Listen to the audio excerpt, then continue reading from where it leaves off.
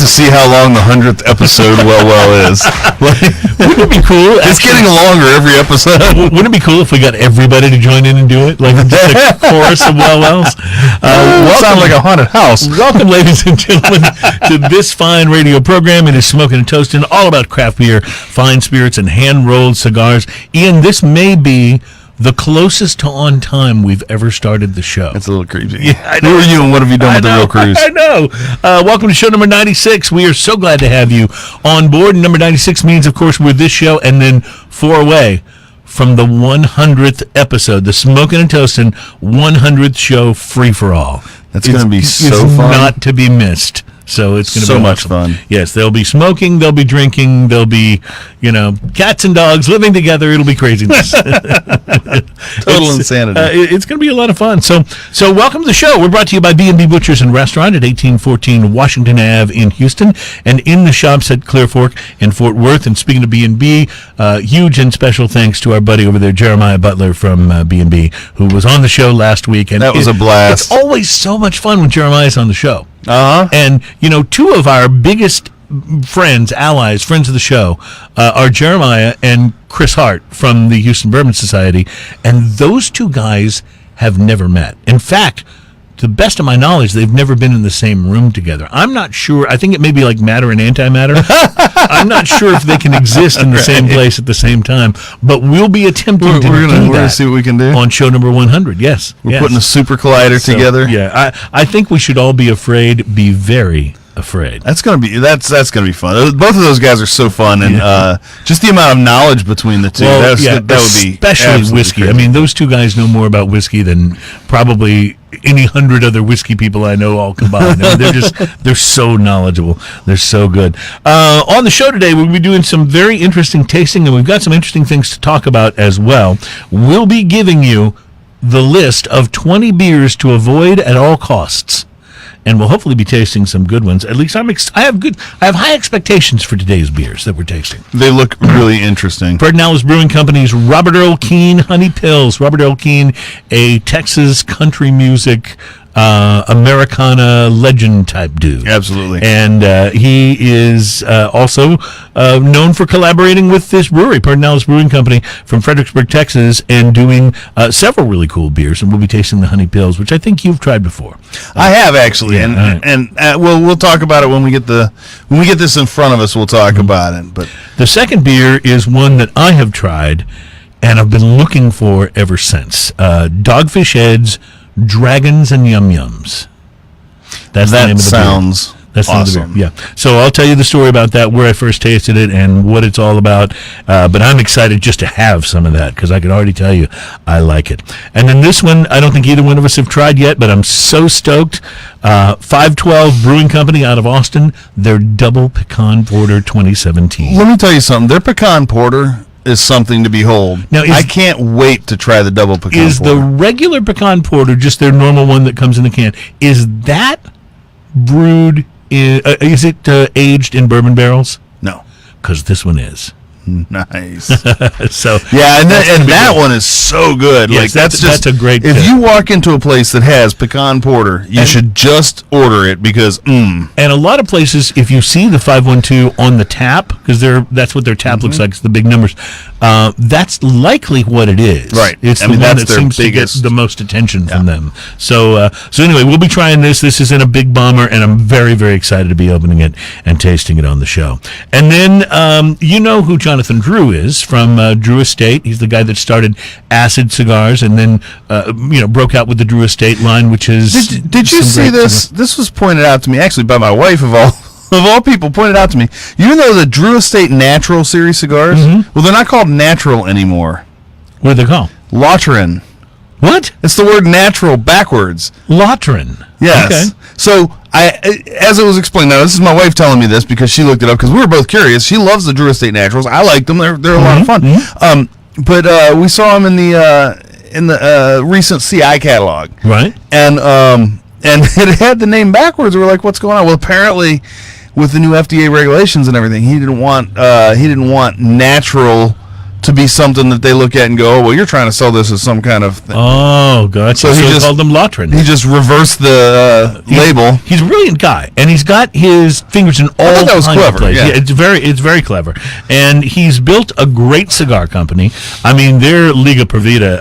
Man, that cigar is just absolutely beyond awesome, and they've got the Undercrown series. Oh my God, so good! And I enjoy the occasional acid every once in a while. Just when I'm in the mood for that kind of a thing, those acid cigars are fantastic. Well, he's now started a new company, and it's not cigars. It's John Drew Brands, and John Drew Brands makes spirits. Their first one is called Brixton Mash Destroyer. Now, he is always doing stuff that is so far out of the normal. Well, yeah, cigars. he doesn't, kind of go the normal path at all. And so that's the way he's doing spirits as well. And the John Drew Brands Brixton Mash Destroyer is a mashup of bourbon and rum. And we'll be trying it on the show today, and it's still the bottle's still sealed. I have not tried this, so I'm really. And I thought curious. when you said mash that would have referred to the mash tun and the distillery. Of course, and perhaps it does as well. But interesting. Double entendre there. Double entendre, yeah.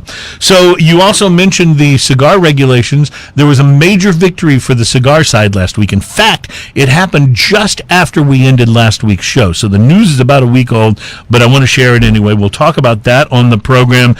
We'll also talk about, and I'm glad your wife Tiffany's here in the studio today, and I'm glad she is because Guinness, which is one of her favorite beers, is opening their first U.S. brewery in 64 years. Wow. And so I think she's going to be excited, and I think you guys will be planning a vacation trip sometime in the near future. Yes. She's mentioned that actually a couple times. Plus, if we have time to get to this, I have one of those quizzes, like, the women's magazines have all those quizzes, like the women will answer, like, questions A, B, C, or D, and then it tells you, like, what kind of fruit are you? What kind of berry are you? Oh, you're a strawberry. Oh, you're a blueberry. Whatever. Well, for guys, we have what kind of beer are you? And I'm going to give you the quiz today, Ian. So we'll see how you. I'd be interested to know what kind of beer I am. Yeah, I think it's going to be interesting. And I have not looked at any of these questions yet, so the stupider the better. I'm sure.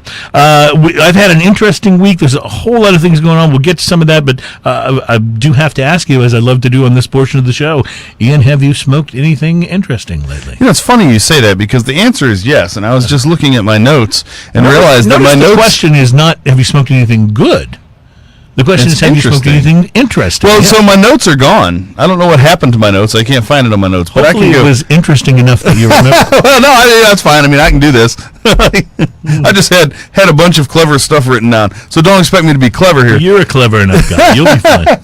So the cigar I smoked this last night, so it's pretty fresh in my memory. Because the cigar I picked out of my humidor was a now I'm totally blanking. No, sorry, I'm just joking. It's a PDR, Pinar Del Rio. Oh, I love PDR cigars. Right, and this was their Value Line Reserve. Value Line. I love that because that's almost like an oxymoron. Value Line. So this is not an expensive cigar, but Reserve because it's not the regular Value Line. It's the Reserve. And this is the Habano wrapper one. Okay. Now Habano wrappers. So I want to preface this. This is Habano wrappers are generally a little spicy. Okay, so you don't pick up a Habano wrapper if you're like, man, I like a really, really light cigar. That's just not where you go. You go where the Connecticut or sometimes on the lighter side of Maduro's even. But so the Habano wrapper, you always expect a certain amount of spice. Right, and a fullness and flavor. Pepperiness. Peppery, definitely, right. So this cigar, the prelates, actually, first off, the construction on this thing was really nice. Okay? It looked like a good quality cigar. That's good for a budget line cigar. Yes. A value line, I should say. Oh, yeah. To preface that even. So we're going back and then going back again. So I looked it up, even before I lit this, I looked it up, and you can buy a bundle of 25 of these online for $40. Really? That puts them at $1.60 a piece. So I want you to keep that in your mind while I'm talking about this cigar, okay? I'm looking forward to the price to quality on this. So first off, the construction was really, really nice. It looked great. It was a pretty kind of reddish brown like Habano generally is. The pre-light sniff was very barnyard, very hay, and some classic cigar. I can enjoy that kind of a pre-light. Yeah. And then the pre-light draw. I actually used a clip on this because I can't find my lighter that has a punch on it, or I chose to clip instead. Uh-oh. No, I thought maybe I had it, but I don't. Sorry. Darn. I was so hopeful for a moment. Anyway, so, but the pre-light draw was very, very little resistance. It was nice. The draw itself had more of that barnyard. There was a little pepper in it. You could taste that, which, you'd expect. The initial light on this had that peppery kind of flavor. It was really interesting because it's like if you just put pepper on your food and tasted it, but not enough pepper to be spicy. Right. So you could taste the pepper, but it's not spicy pepper. I gotcha. Right. That was going on. It's not like hot on the tongue, but you can tell it's there. Exactly. You can tell it's there, but not hot on the tongue. It's a great way to put it. And lots of this barnyard kind of and burning hay kind of flavor, but not in a bad way by any means. Like good and classic cigar. The first third of the cigar didn't develop much. It burned fantastic. Nice. We had this great big full smoke. It wasn't like a real silky smoke or anything. It had kind of a bigger mouthful. And the first third of the cigar was actually pretty nice overall. Yeah. And I was pretty impressed. If I would have written a review of this cigar, stopping at the first third, we would have gotten super high reviews. The second third of this cigar, again, the burn was perfect on this thing. Like, I was amazed. For a $1.60 cigar, the burn, absolutely perfect. Because that's kind of what you're expecting, is that the tobacco might taste okay, but probably the construction's going to suffer a little bit. So the flavor didn't ramp up much in the middle of the cigar, but it did get a little bit of, and I don't know if you've had less expensive cigars, but there's always, to me, a little bit of cheap ashtray. Kind of taste in the back of it. Know exactly what you're talking about. It picked up a little bit of that ashtray kind of taste. You get that a little with the JR alternatives sometimes. Right. Yeah. Now, this is not enough to be bad. Right. I totally know it's actually not enough to be bad. I actually was like, well, hey, that's okay. It's there, but it's not that distracting. It's not, yeah. And it really didn't take that much away from the cigar. The cigar never really developed in flavor. It just stayed this one-dimension kind of thing all the way through the second third, which was actually pretty good. I was okay with that. Again, this is a $1.60 cigar. I enjoyed it tremendously for that much. Sorry, that's me. Hello. And then when I got to the last third of this, the pepper ramped up a little bit. This was the absolute mildest Habano cigar I've ever had in my life. Like, the pepper never really got spicy. It had a little bit of spice, but not burning spice at all. There was never any bite to it at all. And the last third of the cigar loaded up a little bit, got a little bit of that extra ashtray. I threw the cigar at about the last quarter of it. Okay, I was done with it. But I gotta say, for $1.60, that might be one of the best lawnmowers I've had. Really? So you're really considering the fact, if this were a $5 cigar, would you have been disappointed? If this was a $5 cigar, I would have been a little disappointed. Okay. It probably would have marked a little under the five on the price to quality index, which would have been $1.60. But at $1.60, I have to give it a 6 because I was surprised at how good it was for $1.60. Yeah, no kidding. And when you can buy a bundle of 25 of these things for $40, I mean, that's not bad. Yeah, I don't know if I've had a cigar that's under about $225, $250 that I would really say I want to stock some of these in my humidor. Well, see, for me, but this sounds like it might be right for doing lawn work, or when you're out in the wind a lot. Sure. When you're talking about up on your balcony and stuff like that. This might be a great cigar for that situation because it didn't have bad flavors. It just had a little of that. That ashtray was about the only distracting thing. The burn was perfect on it. I couldn't believe it. You didn't get any of that burning newspaper aroma? No burning newspaper. No notes of carpet mold. Okay, good. Any of those things. I tried something pretty interesting this week as well, although it was a little more expensive. It's not over the top. It was the Perdomo Craft Series Stout. It's the Epicure, which is a Toro. I saw that in the show notes, and I had to laugh because last night before I picked out the Pernod Rio, I actually had that in my hand and was going to talk about it, and then I realized I didn't have a stout to go with it. Well, interestingly enough, I didn't have one either, but I still found myself wanting to try this cigar. That's a man on a mission. Yeah, I had already poured some Run Zascapa XO rum, so I thought, let's see how it goes with this. That's stout enough. Yeah, it's got a little bit to it, so we'll try it. It was a beautiful smooth leaf cigar, which, by the way, you can't necessarily tell because the way they wrap this thing, it's got a sleeve that goes almost all the way up the body of the cigar. And then a label. You buy it, and then the label. And so it goes all the way up, actually, to the label, and then when you pull that sleeve off, there's another label, on the cigar, where a label would normally go. So, but all you can really see is the head of it and then the long sleeve. Once I pull that sleeve off of there, though, dark Maduro wrapper, beautiful, very smooth.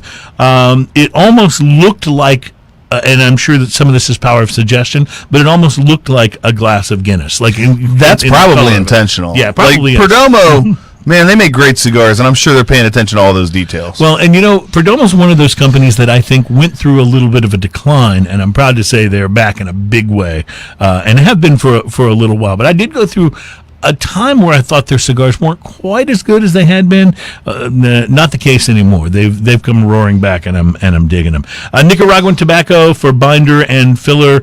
A dark Maduro wrapper. The pre-light was rich and kind of leathery. So it kind of what you'd expect from something that's kind of touting itself as being designed to smoke along with and pair with a craft beer, particularly a stout in this case. So I used a punch. I lit it up pretty easily. We were on our way. There was not too much flavor on the initial puffs, but once this thing got warmed up, wow. Coffee notes, spice, leather, plenty of dark chocolate. So I'm sitting here thinking, yeah, if I were drinking a stout with this right now, this would totally work. It would complement each other a lot. And it worked well with the rum, too, by the way. So I am wishing, actually, and I may go buy another one of these just so I can have it with the stout, because because I'm wishing that I had actually tried that. If you do pair it with the stout, I will say this, you may want to have several of them standing by, because this cigar smoked very slowly and luxuriously. You know how some cigars just, it seems like they smoke kind of fast, and it's not even necessarily a bad thing.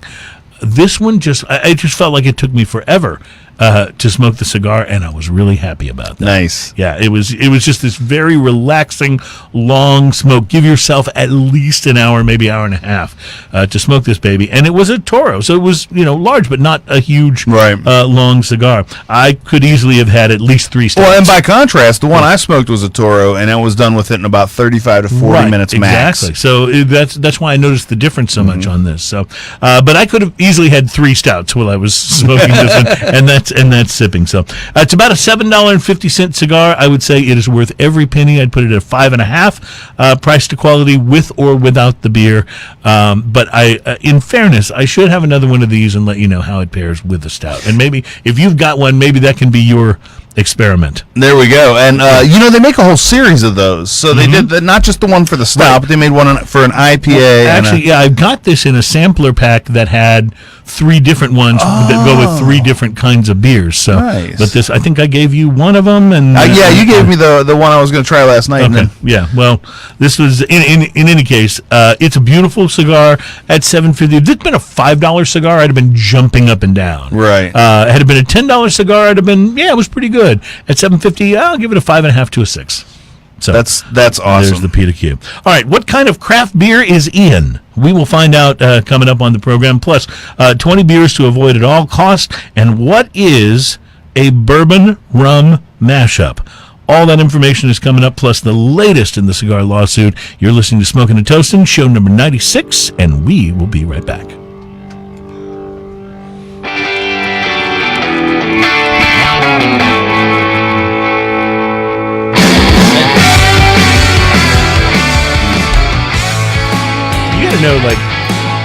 You gotta have some balls to be the drummer for the Foo Fighters. Because the guy playing the guitar is gonna turn around better and than go, dude, that wasn't good at all.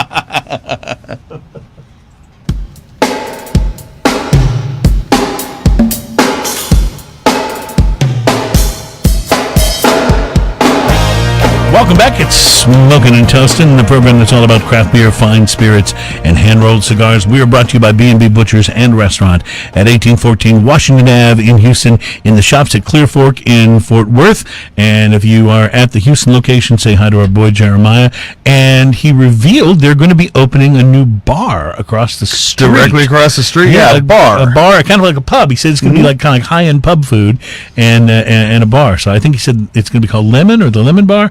Looking forward to being able to check that out. That's going to be awesome. And that's across the street from the Houston location. So I'm sure it'll be a little while, but more details coming on that as well. Well, it is Smoking and Toasting show number 96. We'll be talking about 20 beers to avoid at all costs we'll be finding out what kind of a beer Ian is. If he were to be What a kind beer. of beer am I? Well, we'll find Does out. anyone have any ideas? Go ahead and just toss that one out on Facebook right What kind now. of a beer is Ian? If you're Be on nice. Facebook, yeah. What kind of a beer? And I'm okay with being a stout. Yeah. Well, yeah. I can see that. So I'm thinking of you as a barrel aged something. I'm not sure what though, but we'll see. So As long as I'm not a macro brew. yeah, that's right. You're a Michelob Ultra. Oh no! So in a major victory for cigar aficionados this week, this is a pretty big deal. This thing is not over by any means, but the cigar industry received a huge victory last week as a Washington, D.C. judge issued an injunction that postpones the looming effective date for the FDA's onerous warning label scheme for cigar packaging and advertisements. So what this means is that the new regulations, if they go into effect, would have to cover 1/3 of the cigar. The warning label would have to cover 1/3 of the cigar or the box of cigars. So imagine this little red thing here is a little box of cigars. The label would have to be that big. That's just madness. Yeah, it doesn't make any sense to me. And some of the cigar companies have already started, actually, because they're worried about being able to switch up in time if the law were to go into effect. So they started doing it. Obviously, they'll back off if this doesn't pass. But anyway, the delay is a big win for the cigar industry, and it's the newest development in this suit. Can we just change all the warning labels, by the way, to government warning, Surgeon General's warning, you are going to die? Yeah. Simplify it. The judge, I want to make sure I get this right the way that I'm reading in it. The judge has presided over this case ever since it was filed ever since this case was filed in 2016. In May, the judge ruled in favor of the FDA on some of this. However, in that very opinion, he stated his displeasure with the FDA's warning label plan, saying that it smacks of basic unfairness. So this is very interesting. So this of course is going to color the whole thing. Last month, the cigar industry filed an appeal asking the court to stop the enforcement of these new warning labels, or at the very least, delay the effective date. This decision does exactly that, as the U.S. FDA has been barred from enforcing these new requirements until 60 days after the completion of the appeal. So this gives the appeal time to potentially do its thing. So sources close to the situation says this delay could last a year or even several years. In the end, the court believes that the plaintiffs are entitled to a full hearing before an appellate court without the specter of these warnings being in place the whole time. So there you go. It is really, Rocky Patel quoted here as saying, this is unbelievable. He's been, of course, at the forefront of fighting this thing. And he says, it's a great day for the handmade cigar industry. It's going to save us millions of dollars in wasted energy and time. It is a monkey off our back. Mm-hmm. So it's really, we've had so much not so great news on this thing that it was really It's nice big. to get a little bit of a break. Yeah, a little bit of So my encouragement. question is, okay, a warning label taking 1/3 of the packaging. I mean, forget what about- good is that actually doing? Well, first of all, forget about any kind of attractive packaging. The only good that it might do is make cigars not seem appealing to someone because the box is so ugly. Because Is that what they're going for? I don't know.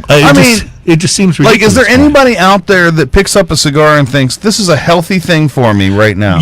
That's the thing. The warning labels are there, just like they are on cigarettes. Huh? And there's no one, I can't read something that's the size that the warning labels are now? I can read it just fine. Is this more nanny state thing going on? Is that what's happening? It's got to be. It's got to be. You give a government agency enough time, they will want to regulate every single thing. Part of your life. Every single part of your life. Soon will not be.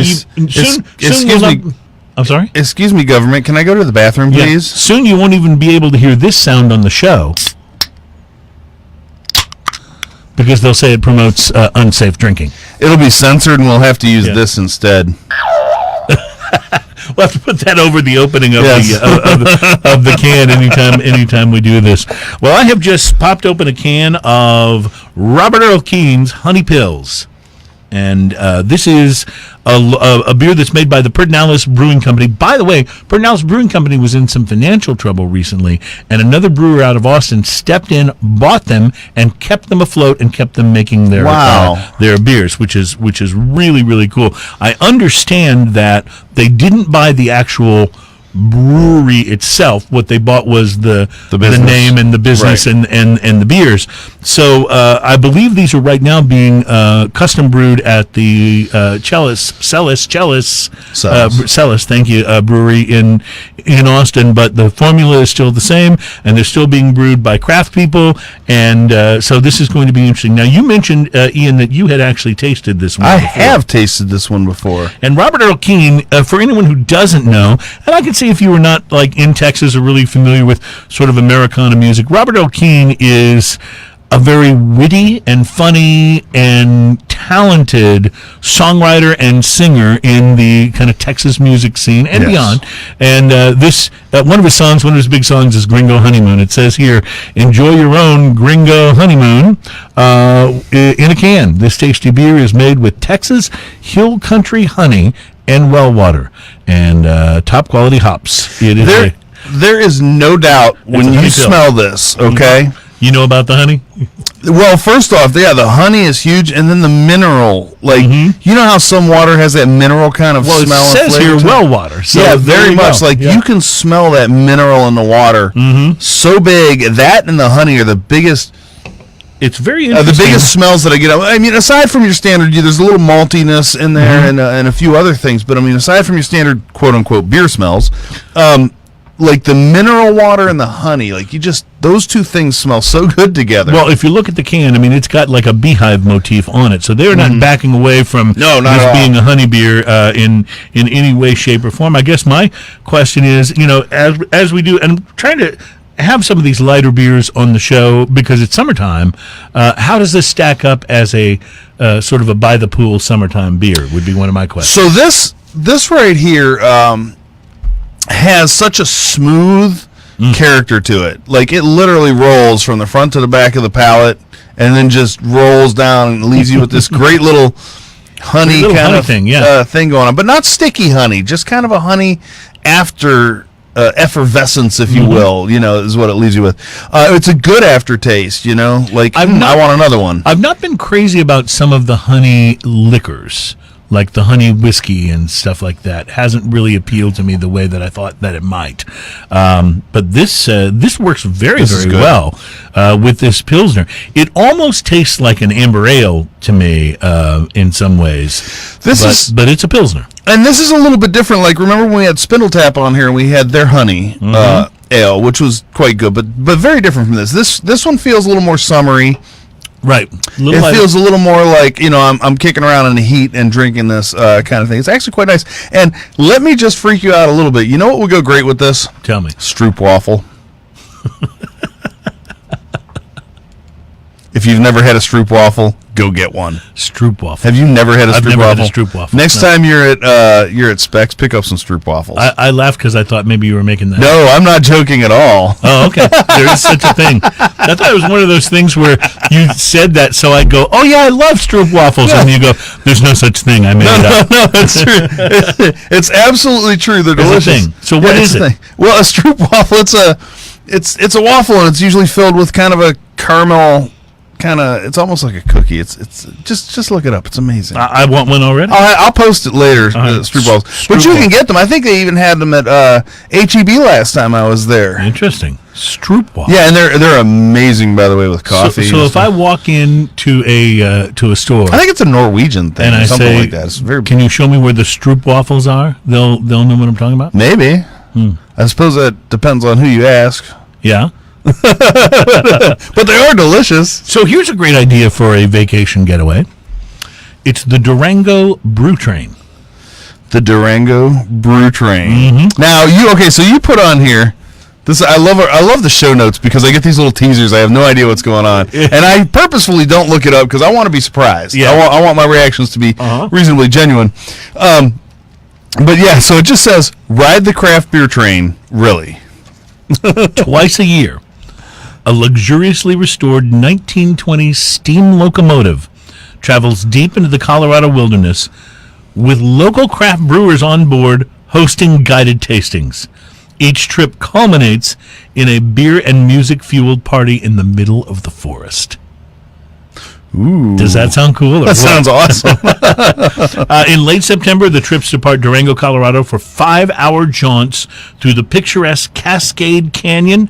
They wind along the tree-filled Animas Valley and cross the river a few hundred feet above. Local brewers from Brew, Steamworks, Ska, Animas Brewing Company, Durango Brewing Company, and Carver Brewing accompany each ride, leading tastings on board and hosting a killer Bavarian-style picnic in the wilderness, which has live music from local bands. Now, I don't know if you've been to Colorado before, but it's beautiful. Yeah. There are places that you could actually call picturesque. Yes, there's a few postcard spots there. You're not kidding. Booze-fueled trains are actually becoming fairly popular. Thirsty travelers can go for tequila train tours of Guadalajara with Jose Cuervo. You can take the aptly named Uncorked Wine Train through North Carolina's Smoky Mountains. That sounds like fun. Or travel aboard an Adirondacks leaf-peeping train liner fueled by wine and beer. So if you want to go on the Durango Brew Train, go to durango.org. Durango.org. Yep, for tickets and prices, and you'll enjoy it. Think how much fun that would be. That would be a blast. Yeah, 5 hours on board the train. You don't have to worry about. You're just watching the beautiful scenery and tasting some brews. Look at my wife's face over there. She's like, she's making this face. She's like, yeah. So I'm giving you all kinds of vacation ideas. Right? I'm giving you all kinds of vacation ideas on the show today. All right, coming up, we will find out what beer Ian is, what kind of craft beer he is. Plus, we'll be tasting something called Dragons and Yum Yums. But before you dismiss it as just some fruity, toss-off kind of a beer, it's from Dogfish Head, and we'll try it next. Dogfish Head. Smoking and Toasting, show number 96.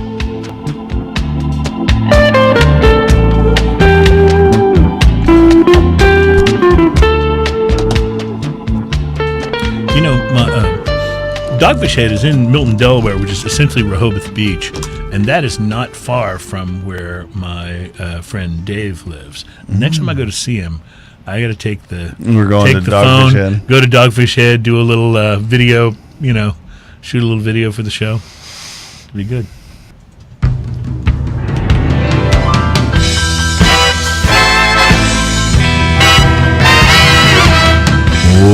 Welcome back to Smoking and Toasting. It's show number 96.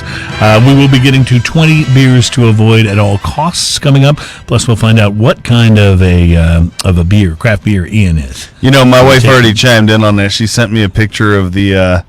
You remember the picture I sent you last week of the Natty Daddy? Oh, yes. Have you seen it? So if you're not familiar with what Natty is natural. Right? And you may have heard of Natty Light. That's Natty Light, right. That's more like natural light. Natty, yeah. And that's some lowbrow beer right yes, there. Yes, it is. And you found how many? I found this. I was just in the HEB and I walked by this and I said Natty Daddy. Mm-hmm. No lie, Natty Daddy. So there's a few pertinent numbers going on here, okay? The pertinent numbers are, it's $9 okay, for a 15-pack. 15 of 8% beer. Oh, that's why it's Natty Daddy, I suppose. Like, holy Toledo. Well, it can't taste good because those other numbers are too, too. I wonder if I need to bring it in and do a blind taste test on that. We'll see if it makes the list of 20 beers. I would say, I don't really want to buy 15 of them. Yeah. But it's like $9. Yeah.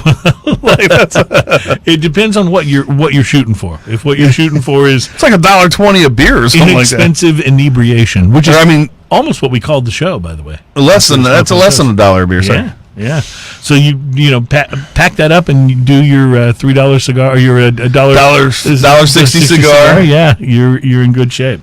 Well, the next beer we're going to try is not quite that inexpensive, but it's also not ridiculously expensive. Let me tell you the quick story, by the way. And I kept referring to this beer. I had to go look it up. I kept referring to it as Moon Pools and Caterpillars instead of Dragons and Yum Yums. For some reason, my brain, that was apparently Moon Pools and Caterpillars. I couldn't figure out where I'd even heard that. So I looked them up. They were a Filipino-American rock band based in California back in the 1990s. So it's not Moon Pools and Caterpillars. I don't know any of their songs, but it is Dragons and Yum Yums. And I'll show this to the camera. And there were a couple things that interest me about this, but when I first tried it, excuse me, I did not see the bottle, so I did not know the connection to one of the greatest bands with a bad singer ever, the Flaming Lips. And I'm not kidding. Wayne Coyne from the Flaming Lips. Do you realize he cannot sing? He can't stay on pitch, and yet I love this band. Like, I've always loved the Flaming Lips. They're amazing. Like, we mentioned Flaming Lips, live. and I literally have Yoshimi versus the Pink Robot stuck in my head. Great song. It's an amazing album. The whole album is great. So apparently, Dragons and Yum Yums was inspired by. Or actually, let me get this right. I'm going to go to the Dogfish Head site and read you exactly what it says.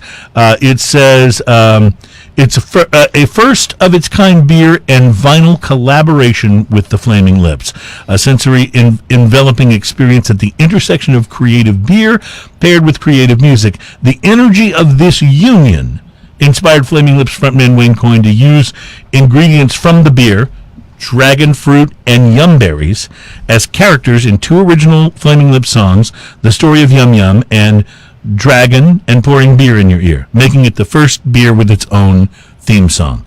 So, now, I tried this at Flying Saucer, downtown I've never Houston. even heard of this. Yeah, well, I hadn't either. My wife and I walked over one Sunday. I was going to go down to our buddy's cigar store down there that's downtown, and it's a walking distance from our place. So we took a walk over there, and we were going to go into McCoy's Fine Cigars. Got there only to find out, oh, man, they're closed on Sunday. I never even paid attention. So there we were. I was like, what do you want to do? I said, well, Flying Saucer's over there. Let's just go sit down and grab something to eat and get some beers. So I got one of those choose-your-own beer flights, right, where you can make whatever you want. So I'm looking at the beer menu, and I'm looking for things that I haven't tried. Pause for a second. If you haven't been to the Flying Saucer, by the way, the Flying Saucer has many beers. Yes, they do. Like, their tap wall is like, what is it, like 30 feet, 40 feet long? I just want to go and support them because you know how much beer they have to pour out, because you can't use up every tap, and they've got so many. Yeah. And so unlike a place that has 5 or 6 taps, you occasionally pour out a little bit here or there. These guys have got to constantly pour out beer, I'm sure, just to keep things fresh in the tap. But anyway, love the guys, and I was looking for beers I hadn't tried to try on the flight. And one of them was Dogfish Head, Dragons and Yum Yums. I'm like, I'm in, not knowing anything about it. Well, apparently this beer is brewed with dragon fruit and yumberry, passion fruit, pear, and black carrot juices. The only one of those I could probably identify, if you just gave it to me individually, would be pear. Everything else, I'm not sure I would know. I just wish they'd use interesting ingredients. Yeah, I know. If these guys would try something different, I can tell you, I love Dogfish Head for the simple fact that they're ridiculous. Yeah, they are, and they're ridiculous in a beautiful and inspiring sort of way. I can't think of a single beer. That was an awesome sound, by the way. I like the little drop. I'm working it. I'm a sound effects man. I can't think of a single beer that they make that isn't over the top and ridiculous. Well, I can tell you that I loved this in the tasting, and so I started looking for it and couldn't find it. Oh, no. Yeah, so I actually happened That's upon how they get some you hooked. At Specs. I was at Specs downtown Smith Street, and they had some in the individual make your own six-pack type section. Mm-hmm. So there were 2 of them. So I grabbed them both, and then I tracked down our buddy Joey. Mm-hmm. And said, do you have this in any, I want more. Do you have this in 6-packs or anything? And he didn't have any there, but he was able to identify some at another store and have them hold it for me. And I drove across town and bought another 6-pack. Nice. But that's just, it's because apparently what I found out is it is a seasonal release. We weren't sure when I was talking to Joey if it was a one and done or if it would come back. I can't totally tell. It does not say it's a one and done on the website, but its release is April through August, and its first year was this year for 2018. So I'm thinking that hopefully this has done well enough that they'll continue to release this seasonally. But you never know with Dogfish Head because they're just such an interesting brewery. I can't quite figure. They are not afraid to put out the weirdest beer you've ever heard of, and then keep it as a regular beer. Yeah, I was going to say, or sometimes not. Yeah, exactly. So Dogfish Head, if any of your guys are listening here, we would We haven't even done the official tasting, but I can tell you, having tasted this before, I would love for you to I'll buy it if you put it out regularly. I will definitely. This is so buy me fragrant. some Dragons and Yum Yums. Now, it sounds like, and it looks like, because it's got a kind of a super bubblegum-alicious sort of look to the bottle, if you take a look at it. So I would have been a little bit worried if I hadn't tasted it before that this is going to be one of those way too sweet and fruity sort of beers. I'm just smelling it, and I have to tell you, it's so fragrant. It almost smells like an amazing dish soap or something like that. Yes. Like, it doesn't smell soapy, but it smells like that kind of fragrance. Like, it's so rich I have some and of the ridiculous that it can't be real, you know? I have some of that dish soap right now that's called Essence, and it like smells so good when you're washing the dishes. Right. You know what I'm talking about. I'm not totally nuts, right? You know it's an artificial flavor, but an artificial smell, but it smells so delicious. Well, this is so fragrant. It kind of reminds me of that, just because like it can't be real, right? It's so fragrant, like. Well, what actually smells like that? Wait until you taste it. I'm really excited for you to taste this because I became such an instant fan. That has so many levels of interest. Yeah, it's as complex. It is as complex as a craft beer. It's still going. As the best complex cigar is as a cigar. You know, where you're getting all these different flavors. So this, and I had no idea going into this. So first off, it's got a little bit of tartness to it. Yes, it does. And I'm assuming that's the yum berry, but I don't know. It could be the dragon. Yeah, it's a little like a little underripe kind of tartness to it that I kind of like, or like a crabapple kind of tartness, yes. Right? You know, but in a really not too jarring sort of way. It's kind of a gentle. It smells so good. Yes. Well, it's interestingly enough. It's got a sort of a tropical smell to it. I don't know if it tastes as tropical as it smells. No, there's an interesting kind of citrusy thing that goes on across the middle of the flavor, I think. I'm pretty sure that's the hops. It is a pale ale, is what the core beer of this is. So, but man, I love this. The finish on it is like just so interesting. It just keeps going and developing. I think this is one of the most complex beers I've ever had that I would also describe as refreshing.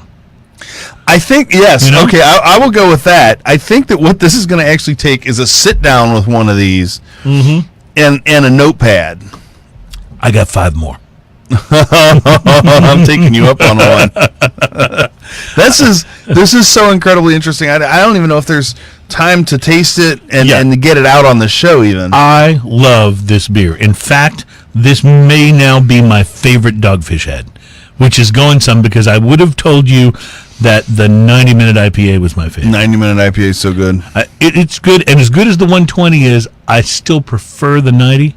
But and I've said it on this show before, I think the 90-minute might be one of the best IPAs in existence. Dragons and Yum Yums, yes. You know, I wonder if we had to rank. Well, we're going to do this. We've talked about this off air. We're going to do a series of shows. Maybe after the 100th, we'll start these, and we'll do one style of beer per show. And you and I will rank our own personal top five that we've ever had in that style. So we'll do IPAs one week, we'll do stouts one week, we'll do amber ales one week, and so on and so on. And so what are the best that we've ever had, that you've ever had? So this will give us a chance to, that'll be fun, to play with that. And what I'm going to hope that listeners will do is come onto the Facebook page and post there, okay, here's my top 5 favorite IPAs. And my top 5 favorite stouts, or whatever the beer is for that week. So hopefully we can get people to communicate with us on it, and then we'll share people's favorites. Yeah, we can read some favorites on there. It'll be a blast. So okay, so I'm going to go ahead and take a break. When we come back, first thing, we're going to find out what kind of a craft beer Ian is, and then we're going to be tasting some Brixton Mash Destroyer. It is a mashup of bourbon and rum from Jonathan Drew's new spirits company, and I'm really excited, and I have no idea what this is going to taste like. That's so interesting. I'm kind of stoked. Yep, it's Smoking and Toasting. It's show number 96. We are brought to you by B&B Butchers and Restaurant in the shops at Clear Fork in Fort Worth, Texas, and at 1814 Washington Ave in Houston. And we'll be right back.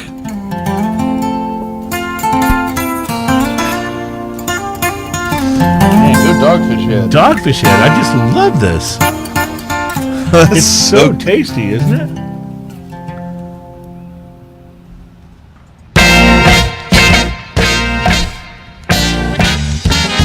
Welcome back, my friends. It's Smoking and Toasting.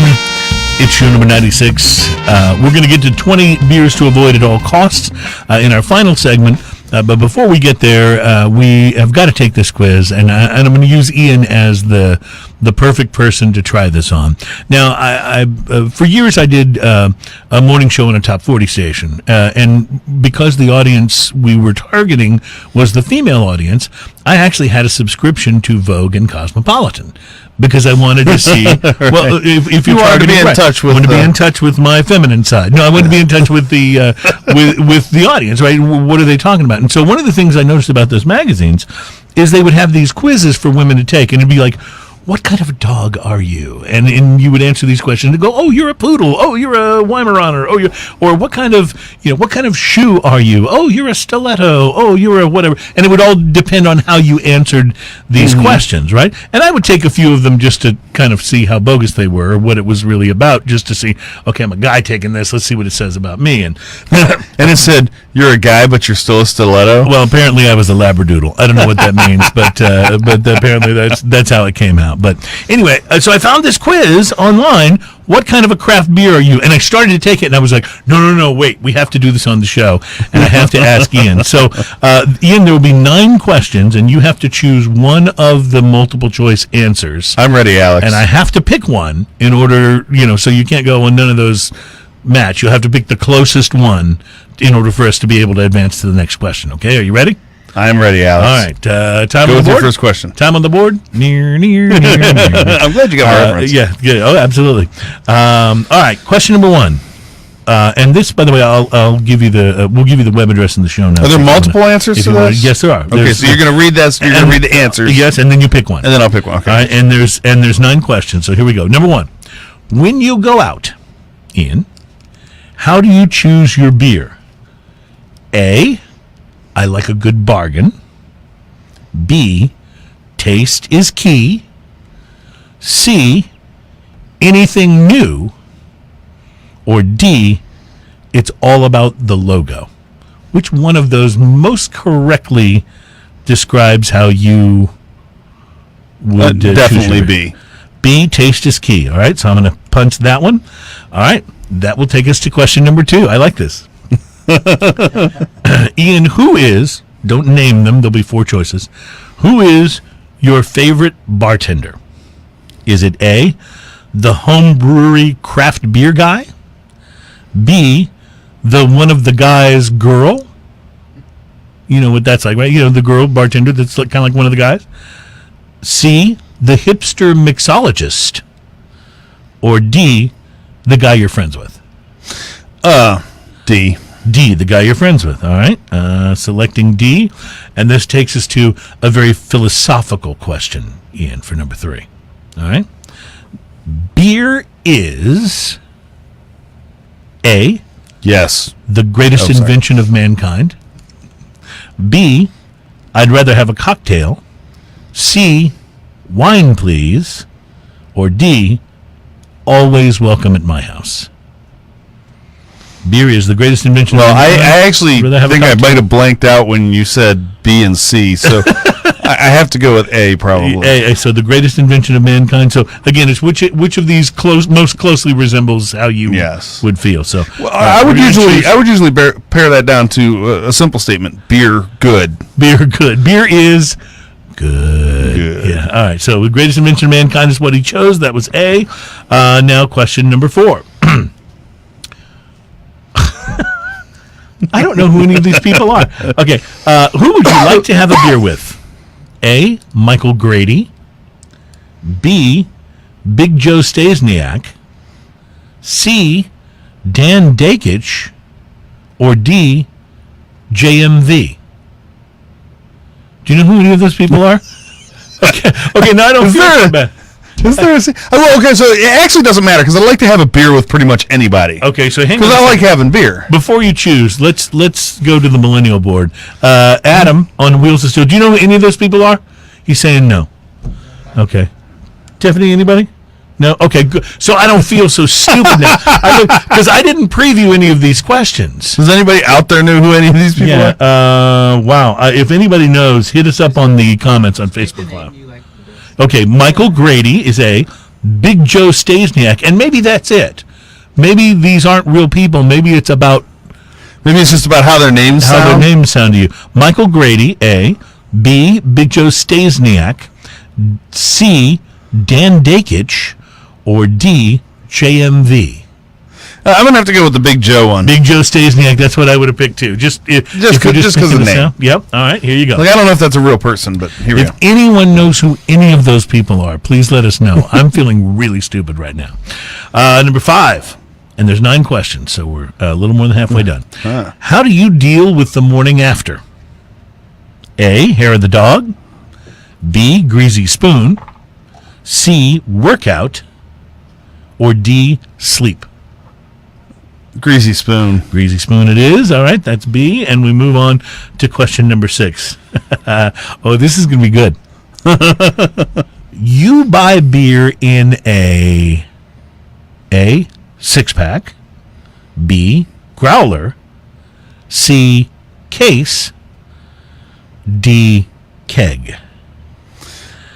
Now, you may buy all of those. I have done all of the above. Yes. So if you had to choose between 6-pack, growler, case, and keg, which is the way you would most normally buy beer, man? Most normally I buy a 6-pack because that's the most available thing. However, some of the higher-end grocery stores now have the area where you can get the growlers, and I almost never walk by one of those without getting a growler. Just props to Jugs, by the way, the place where you can go in and get your growler filled. That place is awesome. But I would have to put down 6-pack just because that is literally the way I buy my beer most of the time. All right, 6-pack it is. I'm going to choose that one. That was A. 2 questions left, Ian. I'm so nervous. Oh, now see, this is... We may have to skip this, or maybe you can just pick one. What I'm finding is that this quiz came from a website from Indianapolis. And I didn't realize any of the questions would be Indianapolis-based. So question number 7 is, which indie spot would you like to drink a beer in? So I'm going to give you the 4 names, and you just pick the one you like the sound of. Okay? Which indie spot would you like to drink a beer in? And not indie as in independent, but indie as in Indianapolis. Is it A, Broad Ripple, B, Mass Ave, C, Fountain Square, or D, Georgia Street? A, Broad Ripple. Just because it says Ripple, right? Yeah. Yeah, okay. They had the coolest name. All right, and question number 8. Which of these places would you rather be? A, a beer garden. B, barbecue at friends. C, a local pub. Or D, at the game? Barbecue at friends. Barbecue at friends. All right, that takes us to... Toss up between that one and beer garden. All right, here we go. Number 9. Oh, this is good. This is really good. You drink your beer in a can, B, bottle, C, pint, or D, solo cup. You've been on this solo cup campaign. You know where we're going with this. Gotta choose solo cup. You know where we're going with this. All right, so we're choosing solo cup, and that is the 9th question. And now I believe, is there any sort of computer sound effect on that thing, or anything that's even close? Because I'm going to hit solo cup, and now that's close. Let's see what else we got. I don't know. That's not it. So now, believe it or not, I have to enter my email on this thing. They're collecting my email for a database. I have to enter my email before it'll let me know what kind of beer you want. So, I like that one. I totally should get your email, but we'll give them your email instead. But we'll all right, here. So you have to email it to yourself? Is that what's going on here? I don't know. I'm going to click continue. Birth date. Wow. Okay. So this is getting more involved here. All right, Ian. Here, choose your... I'm going to pass the computer over to there. Choose your birth date and hit submit. That way you don't have to give it on the air. While he's doing that, by the way, let me remind you that we're brought to you by B&B Butchers and Restaurant at 1814 Washington Ave in Fort Worth, and in the shops at Clear Fork in Fort Worth. 1815 Washington Ave in Houston, and shops at Clear Fork in Fort Worth. And that we are very excited about our 100th episode of Smokin' and Toastin'. Did you submit? Are you looking at the results right now? I am. Oh, see? I'm going to let you say it, though. You going to let me read it? All right, here we go. It says, oh, my goodness. I think I just backed it up. It said you're a Pilsner. And here's what it says. You are simple and direct. You may appear quite and not a fan. I think they actually may have misspelled this. I think they mean quiet. You may appear quite and not a fan of drama. Probably quiet and not a fan of drama. But see, I don't think of you as being all that quiet. I get the not a fan of drama part. Totally see that in you. But can I actually be a style of beer that is not one of my favorite styles? I don't know. Well, it's these quizzes are a bit unscientific. Well, now here I'm doubting myself now. Yeah, because that's written. That's on the interwebs. Maybe it's because true. Maybe it's because you picked Tracy McGrady or whatever the guy was. That you picked Big Joe Stysniak. So, all right. Well, I honestly I feel like the final result of that was a little anticlimactic. Don't you? Yeah, I'm thinking so. Okay, so why don't we then just move forward to something that I hope is moving right along. Anticlimactic. Nothing to see here. Oh man, I'm glad we didn't do that in the first segment. Nobody'd still be here. But don't worry, we got the 20 beers you want to avoid at all costs, and you will want to hear that list. Okay, I'm going to open the spirits now, and this is a bourbon rum mashup from Jonathan Drew's Spirits Company, and not bad. Oh, that made a funny little noise on the end of the cork pop there. I have to back the tape up and hear that. So, all right. So what we're pouring here is a bourbon and rum mash from Jonathan Drew, who does absolutely nothing in a traditional way. I mean, this guy, when it comes to cigars, I mean, he has been doing the most sort of unusual things with cigars. And it's interesting because the first Jonathan Drew cigars that I tried, the first Drew Estates, were the acids. And I will tell you that it was not the first infused cigar that I tried. The first ones that I tried were Lars Teton's, which I really, really liked at the time, although the quality did go way down on those, and I found that I eventually liked the acids much better. But he didn't start in the cigar biz in any kind of a typical way. Because infused cigars, especially if you're looking to be a well-respected cigar company, I mean, because there's some people that just won't smoke an infused cigar no matter what. It's just not their thing. Right. But, so here's the thing, though. The Drew Estate infused cigars are actually high-quality cigars. Well, they are. That are infused. So they're not, it's not like a clove. It's not like, you know. Some of that stuff is so sickeningly sweet. And the Drew Estate infused acid cigars are not that way. It's more of almost like an essential oils type of vibe. Yeah, and it's a good quality cigar every time, too. So it's going to be interesting to try this, and so we're going to try their Brum. Well, this is really interesting because on the nose, Brum or Bourbon. I'm going to stick with. That's pretty good, isn't it? Yeah. I'm just going to stick with Brixton Mash Destroyer, the bourbon and rum mash. It's not too long to say. That was a lot. It is a lot. Excuse me, bartender. Can I have another Brum? Or, excuse me, bartender. Can I have a Brixton Mash Destroyer, a rum and bourbon mashup, please? Something about that strikes me as funny. I'm not sure why. Okay, Ian, here's the thing. On the nose, I get both the bourbon and the rum. Yeah, it's actually funny how much of each of those pop out. Which it doesn't seem like you would be able to do. Like, it would seem that one would kind of... I get the almost like honey sweetness of the rum, but there comes that sort of almost rye smell of the bourbon. Very interesting. I wonder who thought of this. Like, I would never have thought of mixing the two spirits. This might have been one of those happy accidents. Yeah. Do you want more? Sure, pour it in the same glass. Mm-hmm. Whatever, Wow. So this, I think a couple weeks ago we had a whiskey that made me think of this too, but for some reason, and maybe it's just me, I don't know if I'm nuts or whatever, but there's a bubblegum flavor to this. Was that the Bob Dylan whiskey that you said? It was, I think, yes. The Heaven's Door from Bob Dylan. But you said not in a bad way.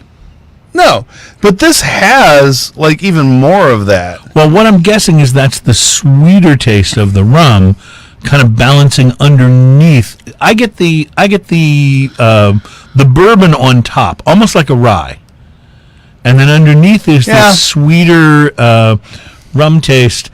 It's almost like I get the bourbon on the top of my palate and the rye, the rum on the tongue. Sorry, I was looking. My wife is making this face over there. I don't think she's a fan of it. What do you think? Would you drink this? I would like to try this with a cube of ice, I think. I'm willing to bet that some of the different flavors would be interesting. That there's a kind of a I'm sticking by it. It tastes like bubble gum. On the retro hail especially. See, I know what you're talking about, but I kind of like this. I don't not like it. I would like to try it, like I said, with a cube of ice, maybe even a splash of water. The one thing I will say, it is not gimmicky tasting. You know what I mean by that? No, I agree. It doesn't taste like, oh yeah, this is like you get some flavored spirits, like the flavor really works. Like I think of Tito's grapefruit vodka, for example. Like that flavor just works. Yes. And then I've had some where it just tastes gimmicky. Like it's the spirit with a flavor added. Like it doesn't taste like it goes together. I would love to see what kind of Manhattan this would make. This does seem very non-gimmicky to me. I find it interesting. Like this is one I would probably keep on my shelf because it's interesting. Mm-hmm. And it's kind of fun. And actually, the more sips I have of it, the more I kind of like it. Yeah. It's growing on me, too. But it's got a lot of sweetness in it that I wasn't expecting as well. Like, even more than most rums or whiskeys, I think. Mm-hmm. It's sweeter than both of those. So it makes me think, like, it's almost a mixed drink as is. Maybe even a whiskey sour. Mm-hmm. Maybe not the lime. I don't know. Let me ask you this. What would you mix with this? If you were a bourbon drinker interested in getting into rums, or a rum drinker interested in getting into whiskey, would you recommend this to them as a good sort of a gateway? Well, on paper, it's exactly that. Makes sense, right? Makes perfect sense. But I'm not sure. I pick up on the nose a lot of the whiskey elements that we're talking about, but on the flavor, I get a little more of the rum character, I think is what's happening. Now, there is the whiskey kind of smokiness going on there that you don't always get in the rum. So it's interesting. It keeps pulling in one direction and then another. Well, I would say they've succeeded in what I'm guessing, knowing, the bit that I know about Jonathan Drew, that the fact that we're even talking about it for this long, he would consider a success. Like the fact that it's keeping us interested, yes, and that it's different. And all the things we're talking about here are pretty good. Like it's a good tasting liquid. I want to show this to the camera. This is the Brixton Mash Destroyer.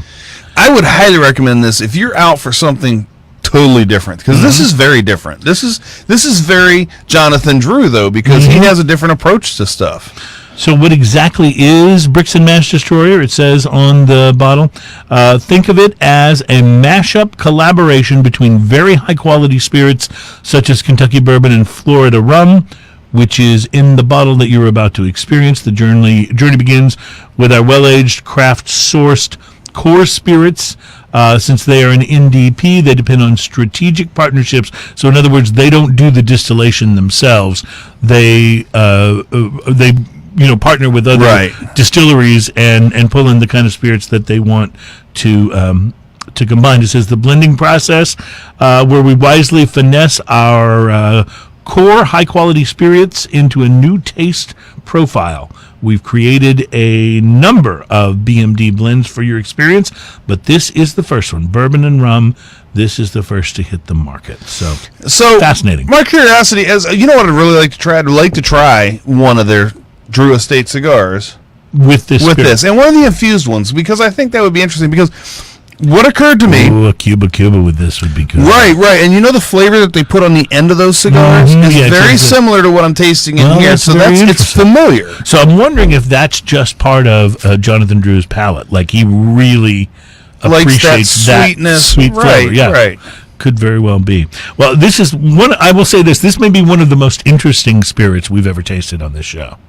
I don't know if it's the best, but boy, is it interesting. And interesting in a good way, not in a... We've had two very interesting ones today. Yes, we have. And you know what's coming? The 512 Brewing Company Double Pecan Porter from Bourbon barrels. I still want to make a Manhattan out of this. I want to try it. All right. You work on that. We'll take a break, and we'll be right back with 20 beers to avoid at all costs, and one that I have a feeling we're very likely to recommend. There you go. It's coming up on Smoking and Toasting, show number 96.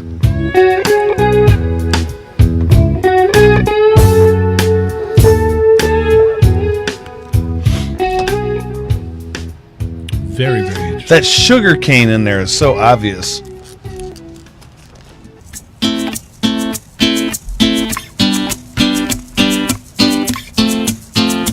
On the beach in Hawaii. Welcome back. It's Smoking and Toasting. It's show number 96. And we're brought to you by B&B Butchers and Restaurant, 1814 Washington Ave in Houston, and in the shops at Clear Fork in Fort Worth. Ian, I'm going to tell you this. I like this better and better the more of it I have. And I don't mean that in a, boy, the more you drink, the better it gets. I don't mean it in that way. But it's like, I look pretty now. Yeah, right. Exactly. But I will tell you, this is the Brixton mash that we tried in the last segment. And I'll tell you, like, the more I sip this, the more I like it. It's really agreed. It's really a flavor combination that is growing on me. Agreed.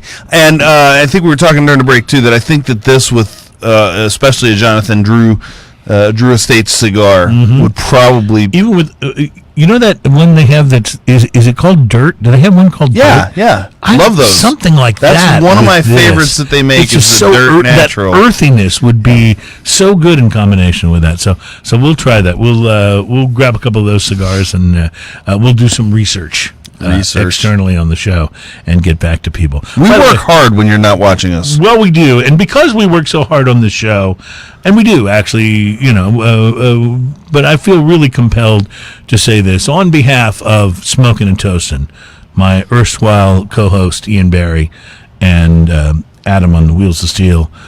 I would just like to sincerely apologize for the "What kind of beer are you?" quiz that we took in the last segment. That was like the lamest thing ever. I mean, it really was. Like, I was expecting that to be really good, but on purpose, I hadn't gone through it before the show to see what the questions were, because I thought we'll just let this unfold. So I think that lends an authenticity to what we do. It's a live show, even if you're listening to it, and it's been recorded, or watching the video after the fact. We do the show live. This is a live broadcast. Yeah, it is a live show. So if something doesn't work, it just doesn't work. Ian, that didn't work. No, not so much.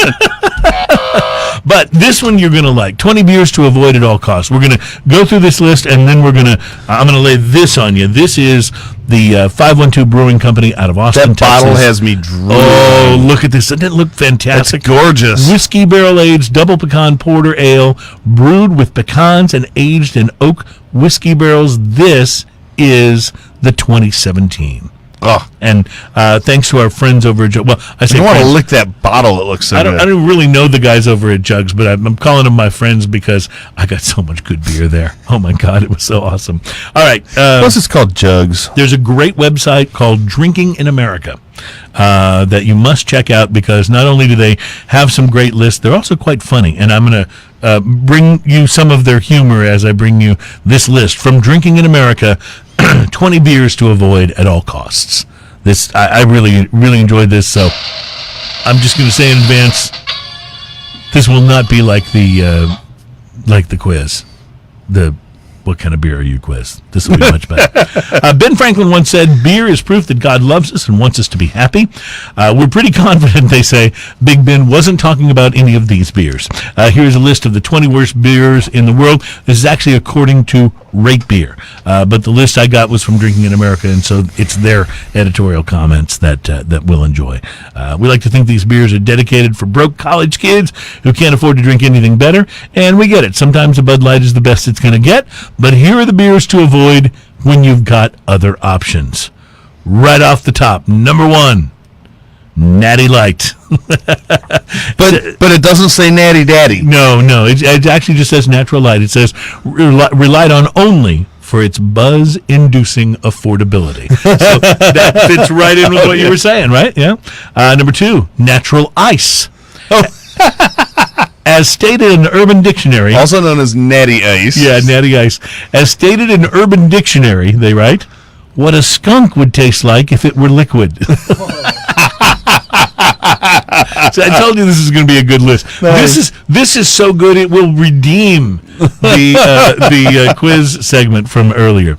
Number 3. Have you ever heard of this beer? I have, but I haven't had one. Sleeman Clear. I've heard of, but I haven't had it. Described, it says, as clean and refreshing, but we think it's more along the lines of bland and boring. Number 4, Milwaukee's Best Premium. Historically known as the Beast. There's nothing best or premium, they write about this beer. Number 5. Well, no one calls a good beer the Beast. Yes, that's right. That's exactly right. I think the Beast actually refers to not only the beer, but the hangover that you feel after the beer. It could very well be true. Think of it as the strawberry wine version of beer. Like, what am I thinking of? Boone's Farm Strawberry Hill. Oh, right. Think of it again. Very hangover-inducing. Yes. Number 5, Michelob Ultra. They write, no matter how many actors they get to endorse it, this beer just isn't going to happen. Number 6, Camo Genuine Ale. Says people only drink this for the 8.6 ABV. Now, are you familiar with Camo Genuine Ale? I'm not either. So it must be from a part of the country that I haven't lived in. Number 7, Budweiser Select 55. It says, conceived to be the lightest beer in the world and compared by reviewers to Bunny Pea. That's pretty bad. Can you think of any pea more disgusting probably than Bunny Pea? Yeah. I don't know. Number 8, Milwaukee's Best Light. Maybe Milwaukee's worst, they write. Number 9, Miller Genuine Draft Light 64. Accompanied by a hashtag 64ing social media campaign. Just no, they write. Number 10, Bud Light Shalata. Pre-mixed Bud Light and Clamato. They write. Excuse me while I gag a little bit. They write no, and no. Number 11, Keystone Light. They write always smooth and always tasteless. Number 12, Keystone Premium. The more elusive, yet just as tasteless Keystone. Number 13, Bud Light. The crappy beer that no one will judge you for drinking. I guess that makes some sense. That's right? fairly accurate. Yeah. Number 14, Busch Ice. They write the only thing refreshing about this beer is the snowy mountain peaks on the can. Well, I've often said that those cold activated cans are what we refer to as an early warning system. Yeah. I think that's right. Busch Light, which I've had. Light, sweet, bland, carbonated water. Also cold activated? Yeah, light, sweet, bland, carbonated water. Number 16, Beer 30 Light. They write, and I'm not familiar with this, but I think I know where they're headed here because they write, for $12 a rack, you get what you pay for. So there you go. Number 17, Old English 800. Oh, yeah, buddy. You only purchase this beer if you're planning on playing Edward 40 Hands. Right? Edward 40 Hands. That's right. Well, so I've told you about 80s night, right? That's when you bring 2 40 ounces. Yes, exactly. That's Edward 80 Hands. Number 18, Labatt Sterling. Oh. If you enjoy beer, they write, you won't enjoy Labatt Sterling. Run away. Number 19, Budweiser Chelada. Really, they write, just an awful 24-ounce Bloody Mary that gets warm before you can finish it. And finally, number 20, Icehouse Light. Consume Icehouse to appreciate how cheap it can be to get drunk. And there is the list of 20 beers to avoid at all costs. Originally, apparently, from Rate Beer, but I brought it in from Drinking in America. That's a hilarious list. Check that. I thought it was great. I thought it was good enough, again, to probably redeem us for our sins from segment number 4. All right, this is a beautiful bottle that, in a way, I'm sad to open because it just seems so wonderful and pristine. Don't be sad. But I'm not that sad. Because 2 out of 3 ain't bad. I love that. All right, and I just meatloafed you. Let me just read you this real quick. What's inside? It says 512 Double Pecan Porter is a robust porter accented by organic Texas-grown roasted pecans and subtly enhanced by aging in recently emptied oak whiskey barrels for 2 months, and then they go to say what you can expect on the tasting notes. I won't read that. I'll let us find the notes ourselves instead. I don't know. But I'm also really excited about how much of this I'm holding in my hand. The sheer volume. Yes, the volume. I don't know if the excited. rest of the country gets this, but pecans. That's fresh, kind of a Texas thing. Roasted, salted pecans are so good. Isn't pecan the official tree of Texas? Am I wrong about that? I don't know. I think it might be. I know bluebonnet's the flower, but I was thinking pecan might be the official tree. When I was a kid, we had pecan trees in our yard. Yeah, I got a pecan tree in my yard. In fact, that would be part of my job is to... Although I never harvest the pecans because the chipmunks... they harvest them for you. The squirrels harvest them much faster than pecans, I do. Yes, the chipmunks and the squirrels love the pecans. All right, so I can tell you just from pouring this, it's not the most viscous thing that I've ever poured, but it is definitely dark and foreboding. And, foreboding. Yes, foreboding. We need creepy music right now. This is a double pecan porter, so it's not just a pecan porter, it's a double. And I'm very interested to... This is very interesting. I do get the pecans. Do get the pecans on the nose. But Yes, I'm I also getting an almost like a wine vibe on the nose. So first off, this is thick enough to almost be like wine. It sticks to the glass a bit.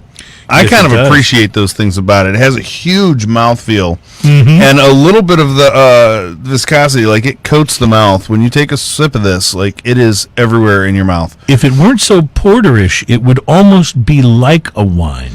You know what I mean? A lot of porters have some of those coffee kind of elements, a coffee dryness to the taste. And this is so delicious. Like that porter flavor and the pecan. So the pecan porter is a beautiful, beautiful beer in the first place, okay? Yes. Because if you've ever had like hazelnut coffee, okay, so just perfect example. replace the coffee with porter because porter has some coffee flavors to it. And then replace the hazelnut with pecan, and you have this just amazing thing.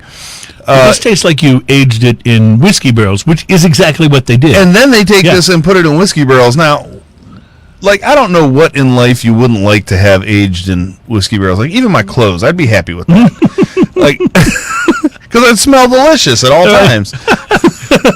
Ian, I know, like, you're just like a friend and stuff, but you smell delicious. I know. I'd have people following me. But this is fantastic. I think the extra age plus the whiskey barrel adds some of that viscosity to it and that smoky kind of. There's a little bit of that smoky kind of bourbon-y taste. There's a little more sweet to this on the front than the regular pecan porter has, and a little more bitter snap on the end. Our tech guy, Like John Whiteside, kind is of going to John Whiteside's going to freak out. Yeah, over he's going this. to lose his mind. He's going to lose his mind over this because he's such a porter and stout kind of guy. But yeah, this is really interesting because you can taste the sort of genesis of the Chocolate. beer as that original 512 pecan porter. It's in there somewhere, but there's so much more going on. This has that bitter chocolate, that like that dark, almost like, that crumbly dark chocolate. right. This has that kind of flavor and bitterness to it. It's it's pretty darn good. Ian, of the barrel-aged things that we've had on the show, would you put this near the top? Oh, I would definitely put this towards the top of that. Like, because you generally like the barrel-aged things, whatever they are. oh, I mean, this makes that's me right happy. in your What's wheelhouse. the percentage on this? Because but, you don't even taste, like, there's no alcohol taste in this at all. It's all chocolate. It's all like dark. This is like chewing a brownie, like a dark chocolate brownie. by the way, the bottle is numbered, just so you know. This is bottle number 3093. Looks like it is 75% organic ingredients and alcohol by volume. I'm having trouble reading it. Yeah, I'm going to boil this down. This tastes like a whiskey-soaked, pecan-filled brownie squeezed into a glass. The label is folded right It's where it so says, good. I believe it says 9 That wouldn't surprise me, but you Maybe taste it's none of it. Maybe it's 9.5. But yes, you're right. It doesn't have a big alcohol flavor to it. No, it's just got almost none. What you really get is the dark chocolate and coffee, and then that pecan. That pecan and then the oak dryness on the finish is so good. So complex. Really Today's complex. been complex, hasn't it? Except for the Robert Earl Keen beer. That was pretty straightforward. That was honey. And the damn quiz, which wasn't complex at all. But, that was perplex. Yeah. you try some things every once in a while, and you hope they work out. And sometimes you find sometimes you get. What was? Wait, it won't stop laughing. There you go. Okay. Well, I couldn't stop crying actually during the bit. I just wouldn't stop laughing. Quiz, but this has been quite a show, and it has been. There's been a lot of complex things on the show, from the Brixton mash to the Dogfish head to now this, and I'm just kind of marveling at this, because this is really like no other porter I think I've ever tasted. It's just really... It's pretty amazing. Really in there. Well, before we go, very quickly, I'm going to pass along what I think you and your lovely wife will perceive as some very good news. After staying clear of the U.S. for more than 60 years, Guinness has announced it's opening its first brewery in that long in the United States.